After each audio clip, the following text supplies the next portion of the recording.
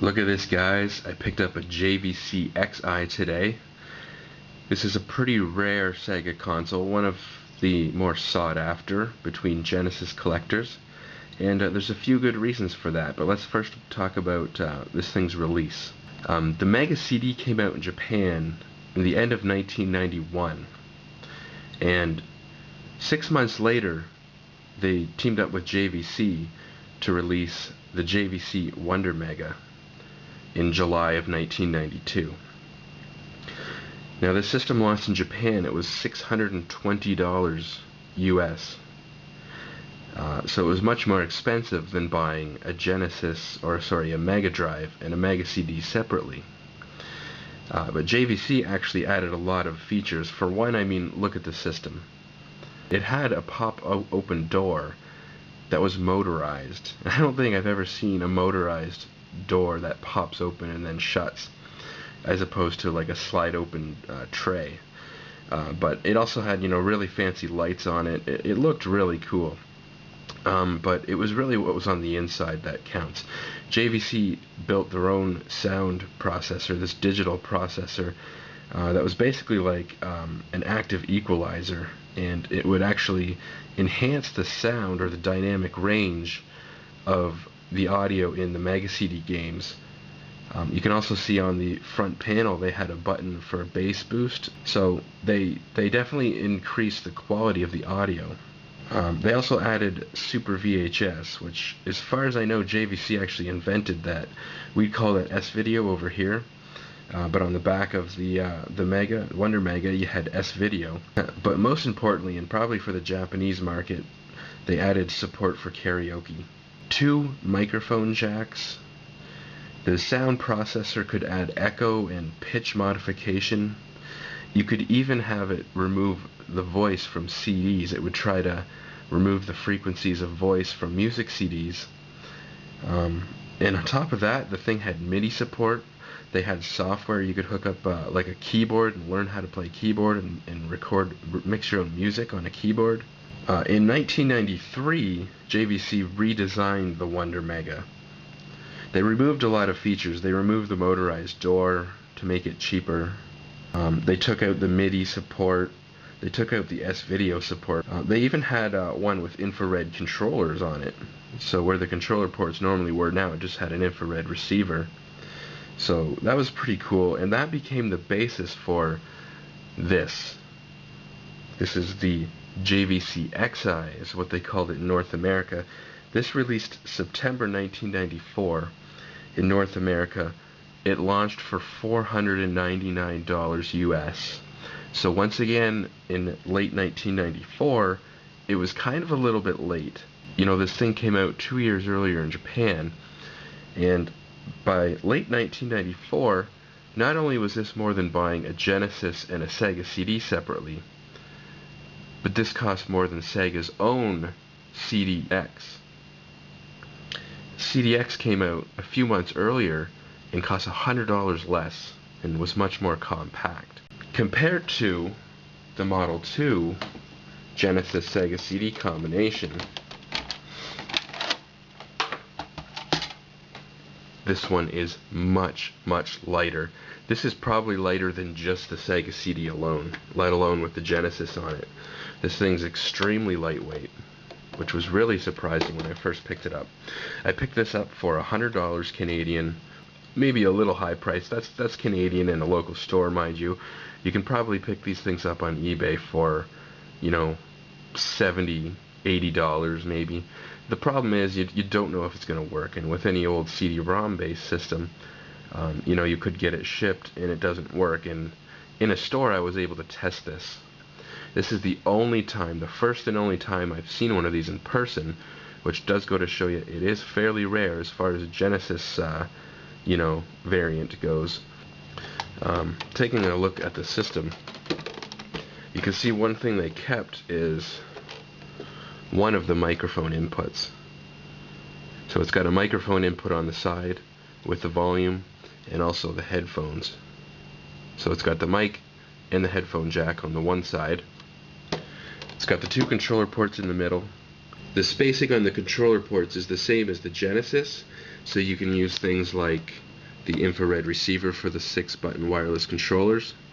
Unlike the Sega's own CDX, which this doesn't fit on because they changed the depth or the spacing on the controller ports. So that's pretty neat. And here's your power button, and here's the reset button. Obviously the cartridges go in here. Okay, you have the power light and the access light here, and a simple open. It's just a spring-loaded door, similar to, of course, the Model 2 Sega CD. These things seem to be pretty well built. They seem to not have as much of the issues as some of the older Sega CD machines go. So, it's more likely if you find one of these that's in good shape, it hasn't been abused, it's probably still going to work. You can see on the back it has standard composite stereo AV cables, which is nice, but unfortunately, like I said, when they took off the S-video, you can kind of see there's a punch out here where the S-video could have been, but unfortunately it's not there. Here's the standard Sega Model 2 AV out, which has the RGB in it. And at first I thought, that's silly. If you have the standard composite AV cables, why would you even care that that's there? But one interesting thing that I thought of a second later is that, well, you need that for the 32X to work. So if they only had the standard composite AV out connections on it, you wouldn't have been able to use the 32X, but because that's on there, this thing does work with the 32X. The only problem with the 32X on there is you can't open the CD drawer with the 32X on there. So here's the controller for it.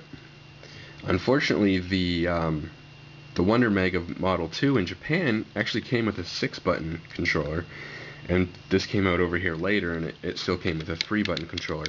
It's basically the same as a Japanese 3-button controller, which the buttons feel a little bit different on. On ours, the D-pads may be a little bit looser, but it's obviously branded JVC, so that's really the only difference. Here's the power supply for it. You can see it's very big. It's 1.5 amp output, but you have to remember this is powering the Genesis and the Sega CD portion, so you don't need 2 plugs with this thing. Okay, so I'm going to turn it on here.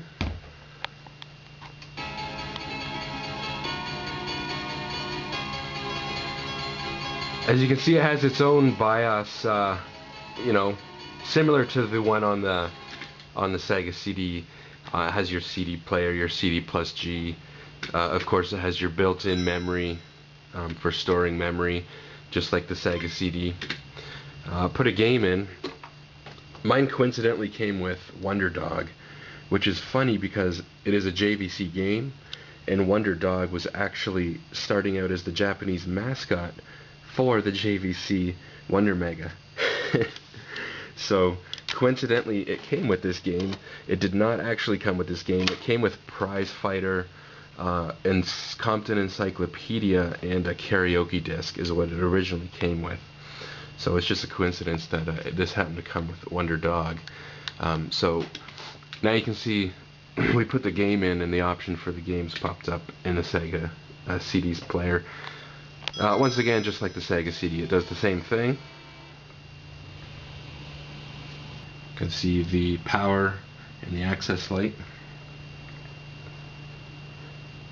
I find this thing quieter than the Sega CD Model 2. You don't hear the thing seeking as much. The operation is very quiet. Dog Tour Kibble, personal journal entry. I've heard from a few people, and I cannot confirm this, so if anyone knows if this is a fact or not, let me know, that the CD-ROM drive in this thing is a little bit better. Something to do with the way it caches, or it has a little bit more memory cache built into the drive or built into the system or the controller electronics for the drive, that this actually loads some games slightly faster than an actual Sega CD. Like I said, I cannot find that information on the internet anywhere. I've just heard that from a few people. So whether or not that's true or not, I can't say, but it definitely sounds like a quieter drive. It definitely seems like a more high quality system overall. Like I said, they seem to be a little bit more reliable, and you know, definitely worth picking up if you're a Sega collector. If you play a lot of Genesis and you play a lot of Sega CD, then having this is awesome because you know, you get everything in one power cable. You get standard composite AV outputs.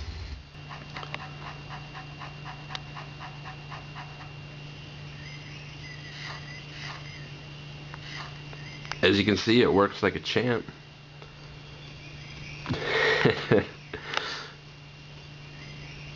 Never actually played this game, so I'll get to play it now. Pretty cool. Pretty awesome system. Definitely looking forward to playing some more Sega CD games on it.